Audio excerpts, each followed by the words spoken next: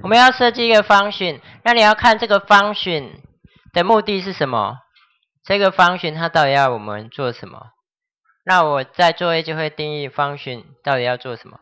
好，这个 function 它可以做计算，它可以帮我们算一个方程式的根，或者是说它可以算出费率，或者是算你的手机这个月用了多少钱。好，这是 function。那你给这个 function 的参数是什么？所以你要设计 input 的是什么？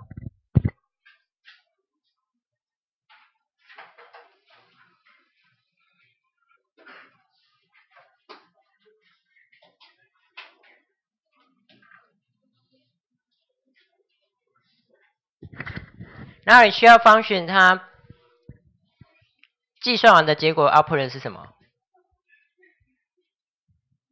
好，一般 function 它 output 的值是只有一个而已，一个 output 的值。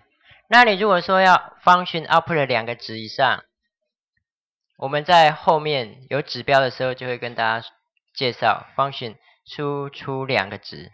好，那我们现在上学期的前半段都是介绍只有一个值 function 输出一个值 function 输出一个值就是用 return 的。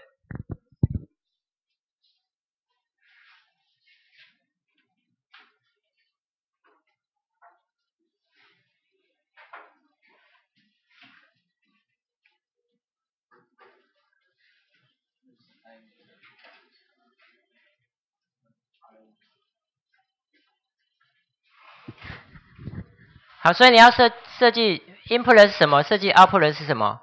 那你要设计 input 的是什么 ？output 是什么？你要先设计 input 的个数，还有 input 的资料形态。output 的资料形态是什么 ？input 的个数可以有0个，也可以有1个，可以有2个、3个、4个、5个都可以。然后 output 的现在只能有1个，而且你是用 return 来回传回来。我们要输入的是 x， 所以它只有1个而已，就是我们任何一个整数。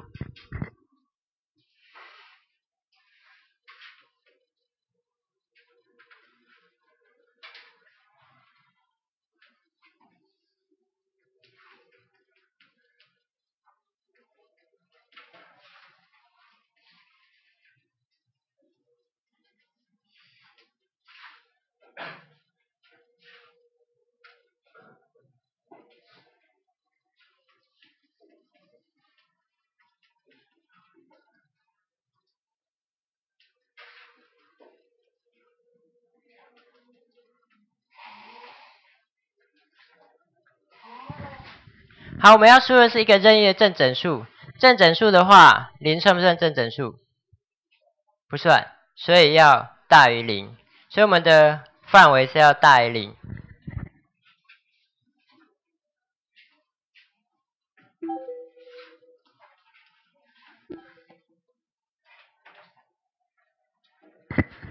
好 ，x 要大于0，那 x 如果小于等于0怎么办？我们这个function要怎么处理？所以你要在 function 里面设计说，当 x 小于0的时候怎么处理？那 x 小于0的时候回传什么 ？x 大于0的时候回传什么？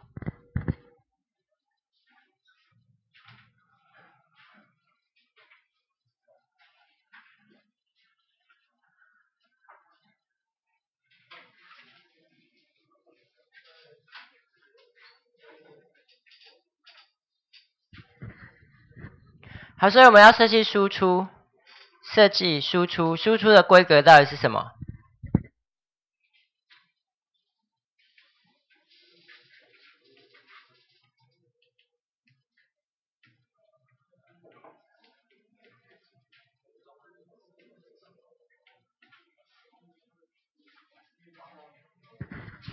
那设计输出的话，你要看它是整数还是浮点数，还是字元、字串，或者是什么？那我们现在输出是整数。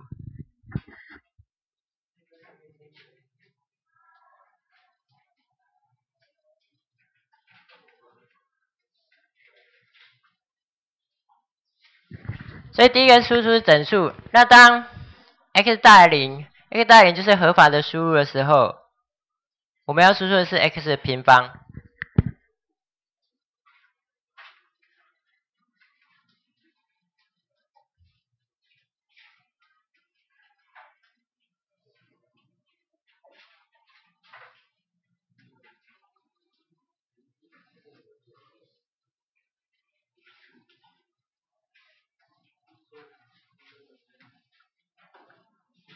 好 ，B 当它是不合法的输入的时候，我们要输出-1，-1就代表说它是不合法输入，我们要把它排拒在外。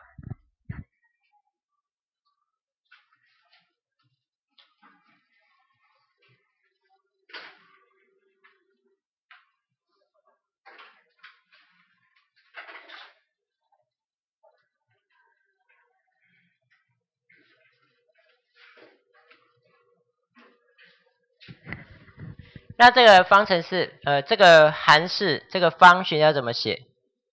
所以我们的输入的资料形态就是 integer， 然后它只有一个而已 ，x。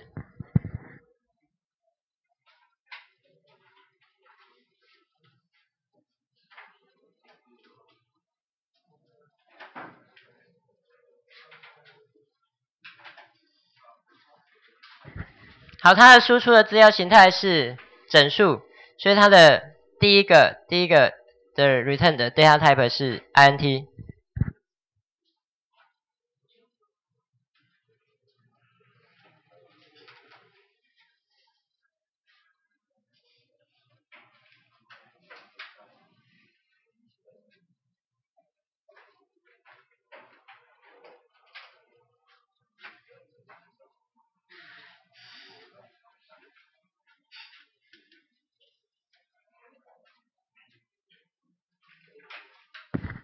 所以第一个是 int， 就是输出的资料形态。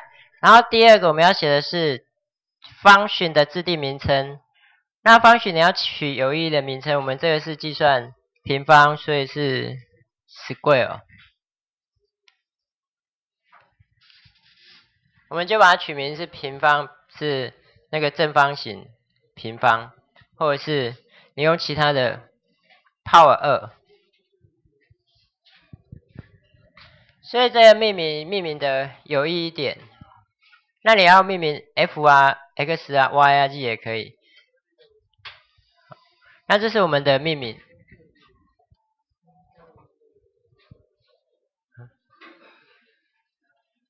你在干嘛？怎么了？你在教他是不是？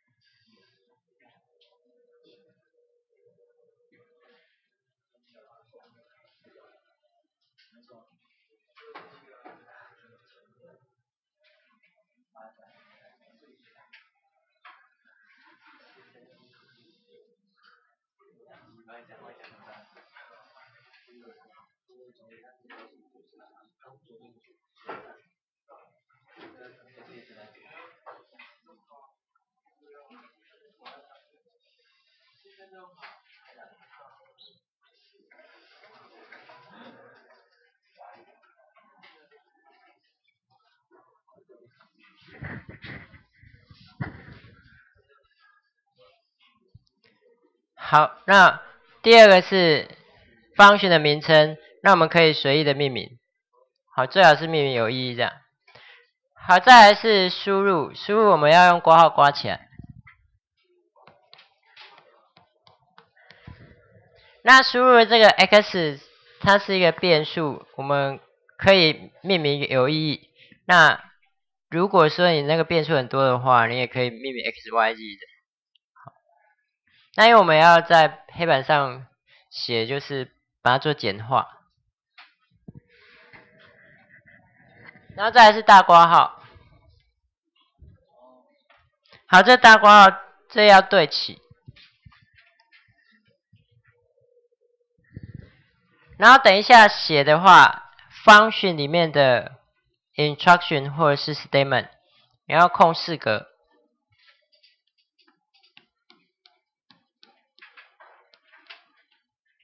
好，最好是用空白键，不要用 tab。在以后公司组织会规定，就是要用空白键。因为你用 tab 的话，在不同的 IDE，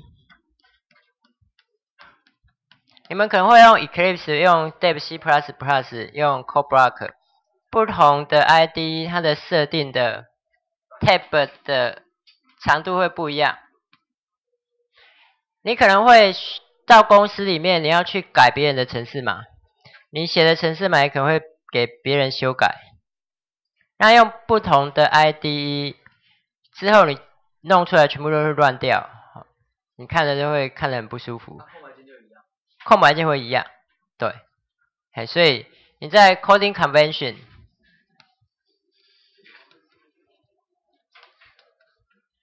这是程式码写作的标准，程式码写作风格或是程式码写作标准，这是越来越重要。我们在以后你们出去工作，就需要遵循这个程式码写作风格。你没有遵循这个程式码写作风格的话，你的编译器还是可以执行，你的程式还是可以 run。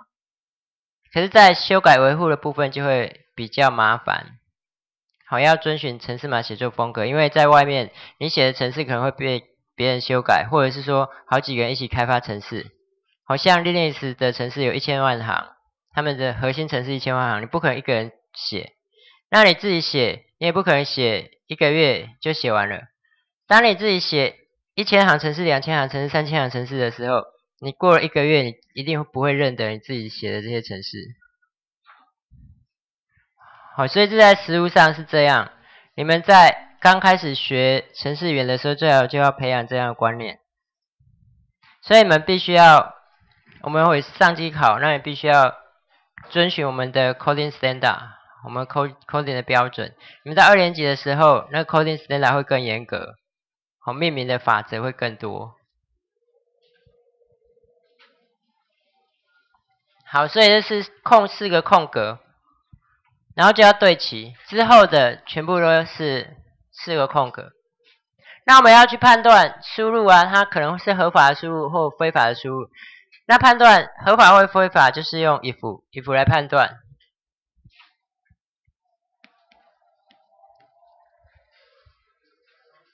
if 后面括号就是用那个逻辑运算之后的结果，会有是 true 或 false。好，那 x 大于0，我们才可以运算。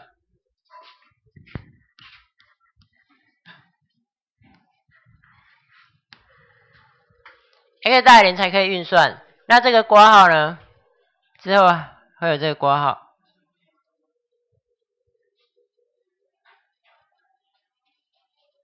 我们运算完之后会有结果，那我们就要在这里宣告变数。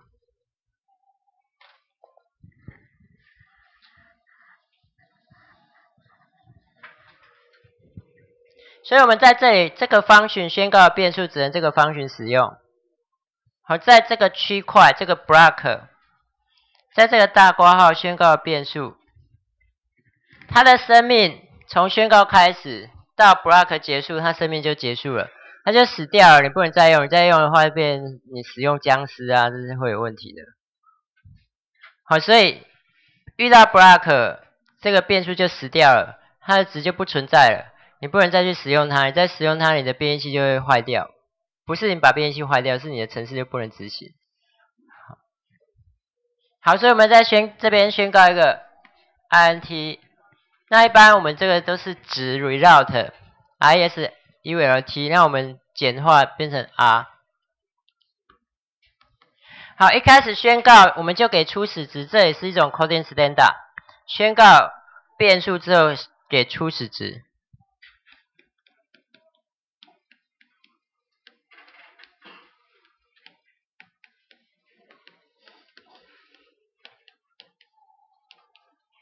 宣告后给初始值，好，这是一个 coding standard。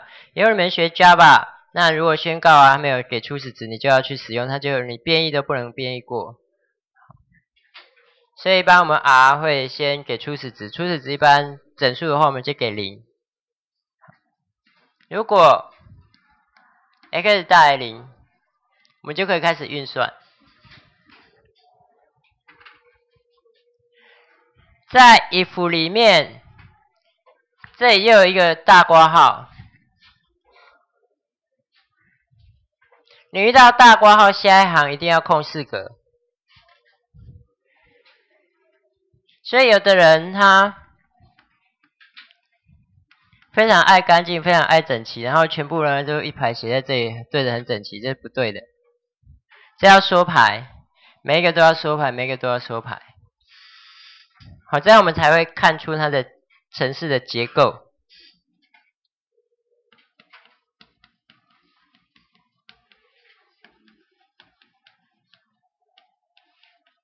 就表示这里有 if 了。好 ，if 大 x 大于0，我们就可以做运算。运算是什么 ？x 平方，所以 r 等于 x 乘以 x。那这样执行结束，这指令结束，我们就再用大括号。那否则的话 ，else。如果不是这种情况，我们就用 else 大括号。我们要输出-1，所以 r 等于-1，然后再大括号。那最后我们要回传，把这个 r 回传回去，就 return r。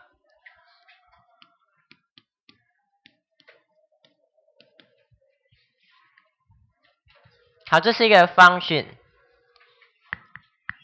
它会帮我们计算 x 平方。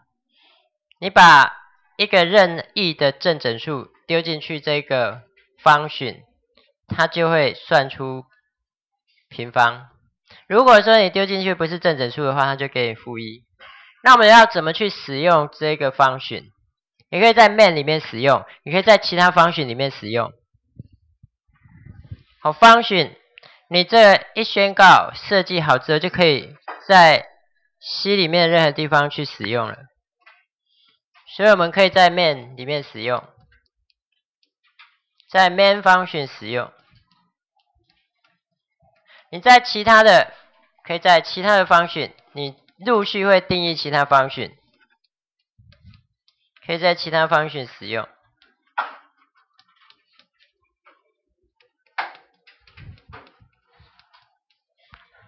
好，那我们怎么去使用这个 function？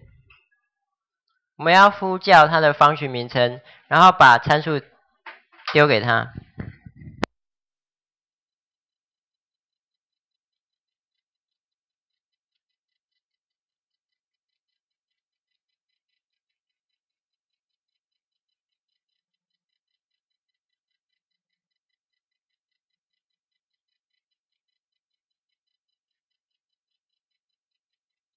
那我们先用第一种情况啊，在 main 里面使用，我们之后再多写几个function，然后互相引用。好，在 main 里面，那我们一定是先写 main 的框架。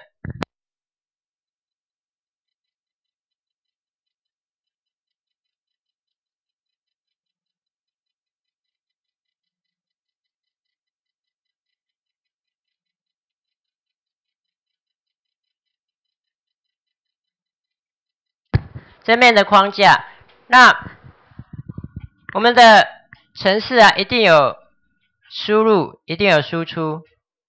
我们程式好，一定有使用者输入跟使用者要看的结果。好，所以会有 scanf、printf。那我们就会写 scanf、printf。那 scanf 呢，你就要那个输入参数，就要定义变数。那我们定义的变数是，假设你是 input 或者什么。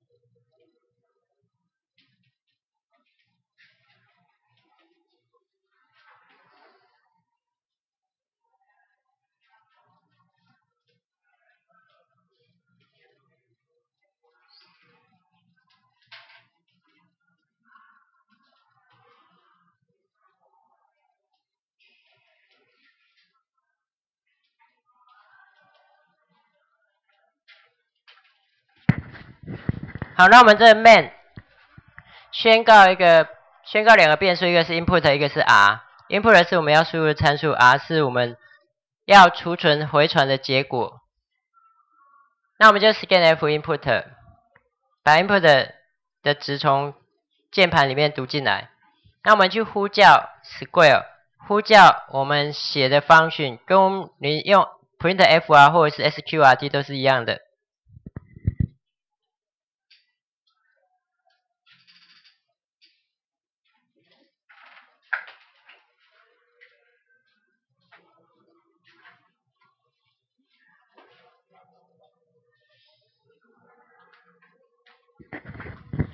好，我们执行。我为了说明，我把它做一个编号，程式码做编号。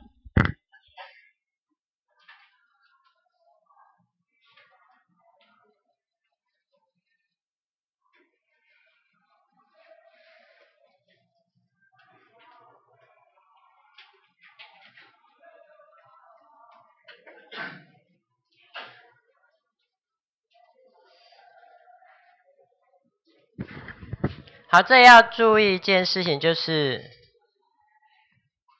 我们的function宣告还是。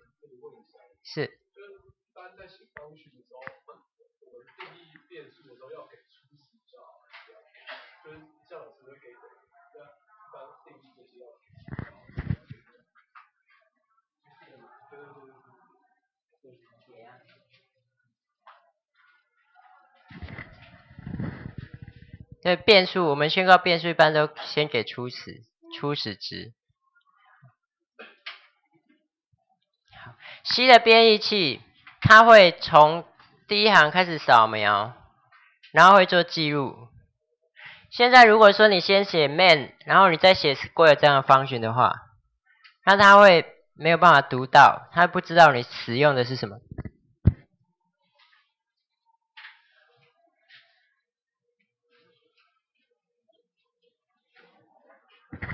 我们使用 scanf 啊 printf 啊会 include stdio.h， 好，就是它在点 h 里面已经有宣告了，所以我们就可以用 scanf 或者是 printf。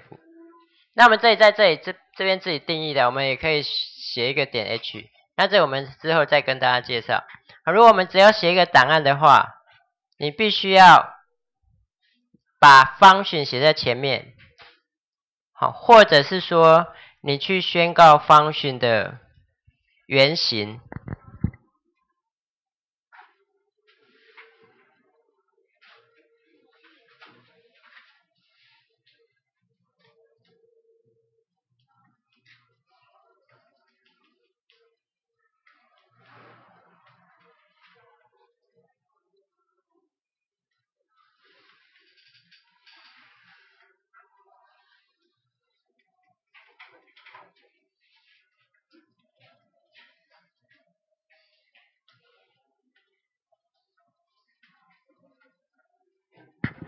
好，这是你第一个情况可以用的 function， 这个 square 放在前面，然后 main 在后面，你要 main 去使用它。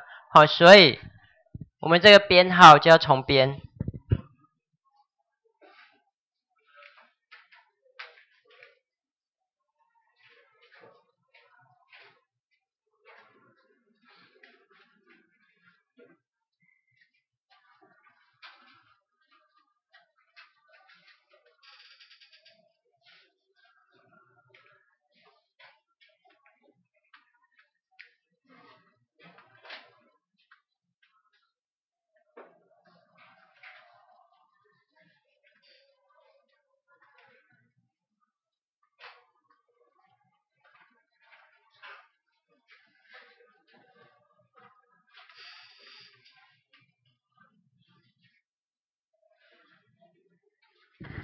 好，我们的编号就要重编1、2、3、4、5、6、7。那大家记得在前面还要写 include stdio.h。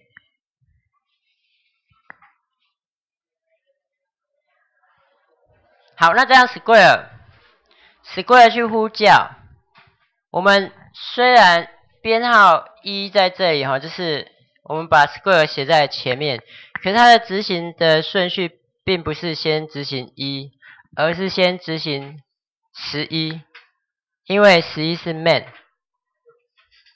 所以先执行11。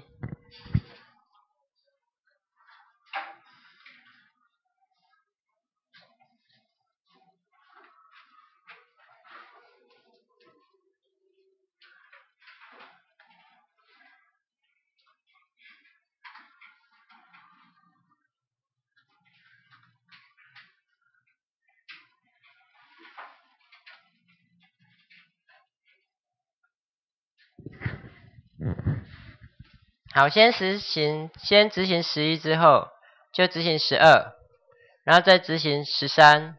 执行13的时候，就会要你输入值。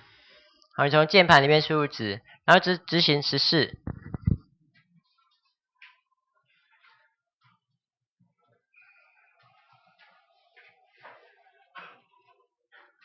好，执行14的时候，如果你键盘输入21，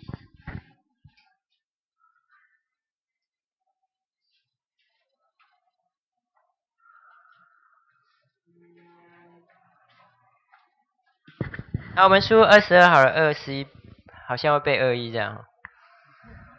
好，我们输入22的话，那这样 input 的就是22，那它就会把22这个值传到 Square 那里去。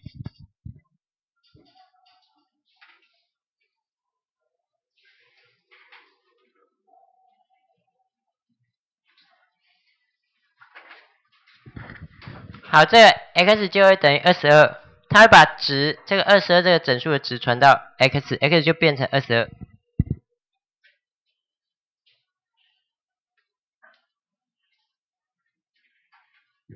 所以在键盘里，如果打32、42，它传进来的 x 就等于32等于42。好，这时候 x 就等于22。那我们两个function都有宣告一个 r 这个值。好，在 main 的 r，因为它 main 的大括号结束就不见了。好，所以 main 的 r 它的生存的空间就在 main 的这几行里面。它跳到第一行的时候 ，main 的 r 跟这里的 r 就不一样了。好，那是 main 他们家的 r， 这是 Square 你们家的 r， 就好像你们可能名字会取一样，可是一样的名字，你们家的跟他们家的是不一样，不一样的人是不一样，虽然名字一样。好，因为他在生活在不同的大括号里面。好，所以这时候就跳到第一行去执行。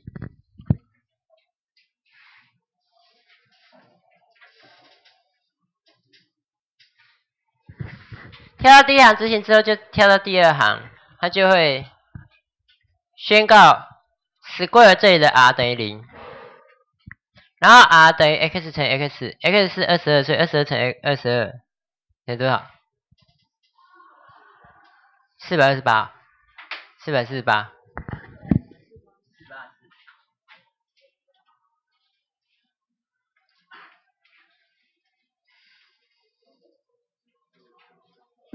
所以这里 r 就变成484，那把 r 回传 ，r 就是484，它就会回传484，这都回传值，回传484这个值，然后回传484这个值之后，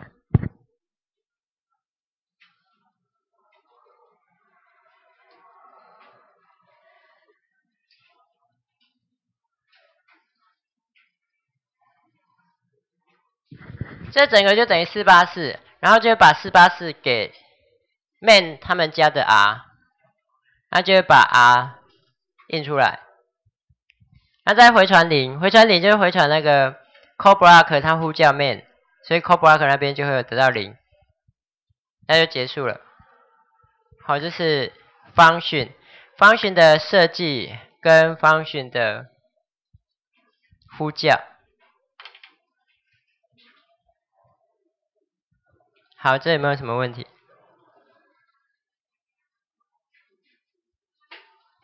拜拜。拜拜嘞，有没有问题？没有。有没有同学有问题？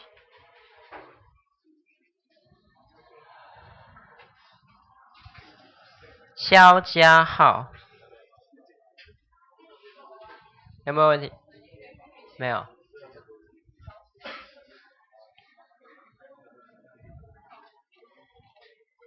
陈威霆有没有问题？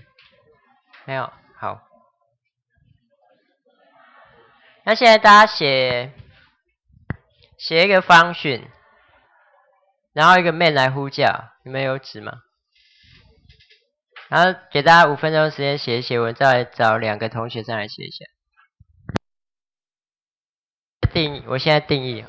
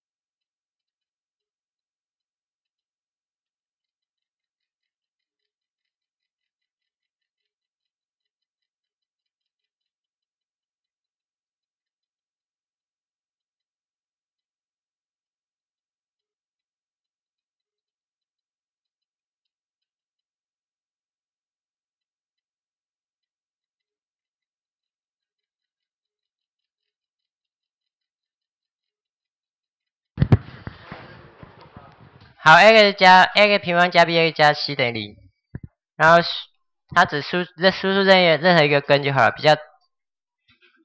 输出任何一个根就可以了。然后如果是虚根的话，就输出-1。a、b、c 是小数，输出的是整数。好，我们先休息一下。